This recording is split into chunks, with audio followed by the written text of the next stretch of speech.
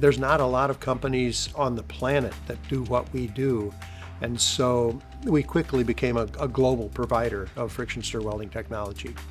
There are a lot of ways to join metal together, but friction stir welding avoids the melt phase process that is in regular welding. When you melt metal and it resolidifies, the grains are large, it becomes brittle, and there's a serious reduction in material properties. But with friction stir welding, it actually uses friction to soften the material, but it stays below the melting point.